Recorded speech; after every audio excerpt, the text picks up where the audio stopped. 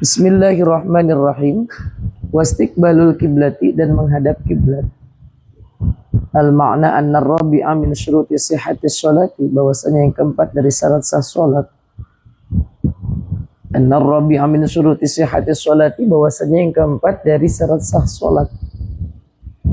Salat seseorang bisa menjadi sah yastaqbilal musalli, menghadap orang yang salat,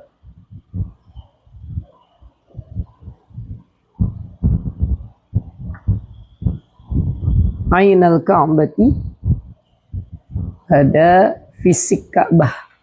Yang paling afdal nih, ainal ka'bati, pada fisik Ka'bah.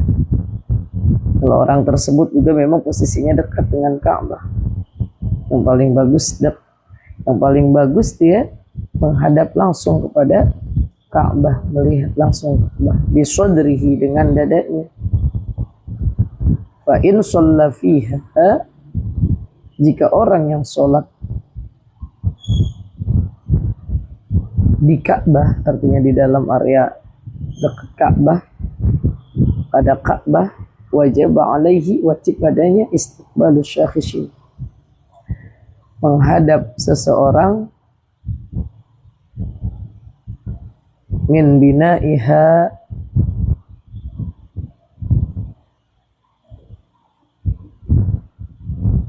dari bangunan Ka'bah. Qadruhu, kira-kira ukurannya, salasa zira'in, 3 hasta.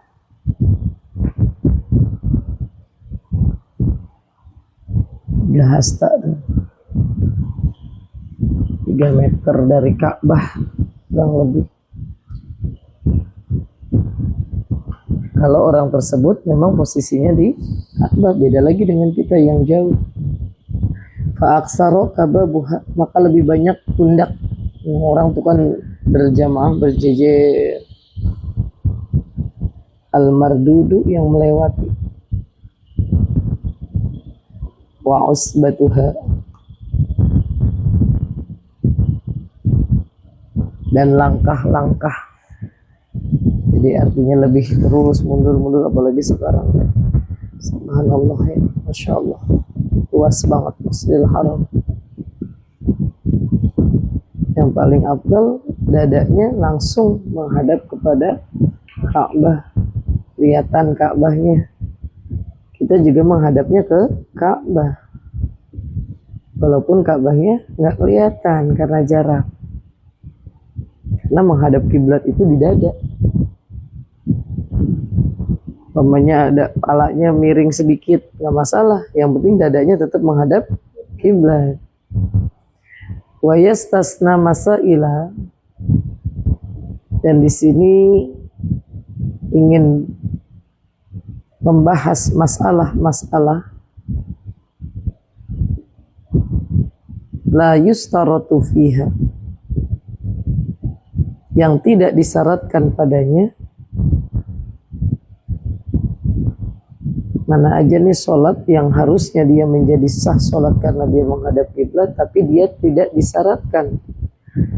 La yustaratu fiha, yang tidak disyaratkan padanya, istiqbalul kiblati, menghadap kiblat. Minha, diantaranya yang sholat tapi tidak disyaratkan untuk menghadap kiblat, diantaranya naflas safar, dalam keadaan sunnah perjalanan baik, silaturahim umpamanya. Al-mubahi, yang dibolehkan, ila mahallin,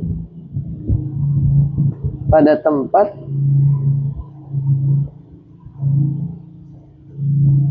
la yasma'a minhu, yang tidak terdengar dari tempat itu. La yasma'a minhu, yang tidak terdengar dari tempat itu. Nida al-jumu'ati, panggilan sholat Jumat. Itu artinya nggak kedengaran suara speaker Perjalanannya bukan yang masih kedengaran suara speaker atau panggilan Jumat. Artinya dalam perjalanan jauh maksudnya. Ini jitama'at fihi surutul qasr. Jika terkumpul padanya syarat-syarat meringkas sholat. Jika terkumpul padanya syarat-syarat meringkas sholat al-atihati yang akan datang.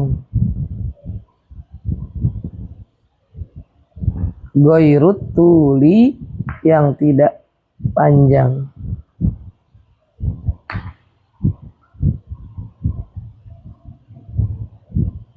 Wa minha, dan diantaranya, diantara sholat yang tidak disyaratkan untuk menghadap kiblat. Satu tadi sholat yang ada di perjalanan, dalam perjalanan yang dibolehkan.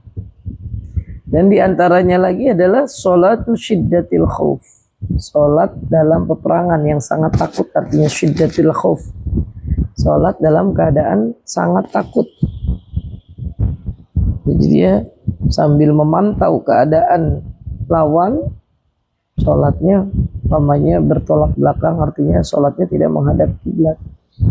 Itu salah satu sholat yang tidak disyaratkan menghadap kiblat adalah sholat dalam peperangan, syiddatul khauf. Wa minha, dan diantaranya ma'ul hiko, pada hal yang terkait biha kepadanya, seperti sama juga kayak orang sholat syiddatul khauf gitu, kasolatin min ajzin anil istiqbal, seperti sholatnya orang yang tidak mampu menghadap kiblat.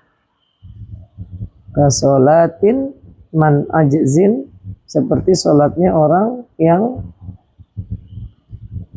tidak mampu anil istiqbali, dari menghadap kiblat. Kenapa dia nggak mampu menghadap kiblat? Dikaunihi maridon, karena dalam keadaan sakit. Kayaknya ini orang lagi sakit. Walam yajidu ahadan, tidak menemukan seseorang.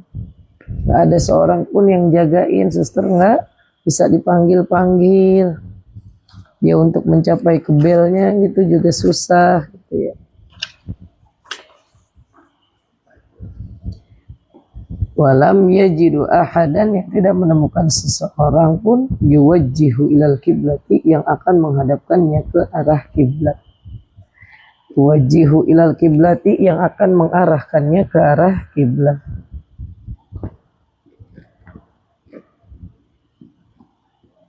Au gorikon, atau orang yang tenggelam. Orang yang tenggelam nih, dia mau sholat. Ya, saking sholat itu wajib sampai tenggelam pun dia ingat sholat dan kemudian dia mau melaksanakan sholat. Nah, ini tidak disyaratkan untuk menghadap kiblat. Au marbuton, atau orang yang diikat. Ya, ada orang disandra, dia mau sholat nih, sedangkan posisi dia badannya nggak menghadap kiblat, nggak disyaratin tuh. Binahwi khosyabatin au masluban, seumpama ada papan atau disalib.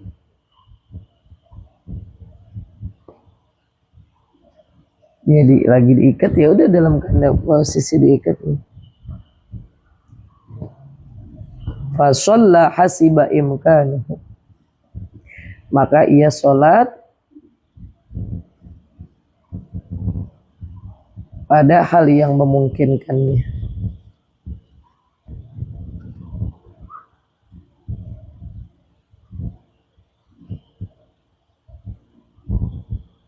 Wa yu'ida,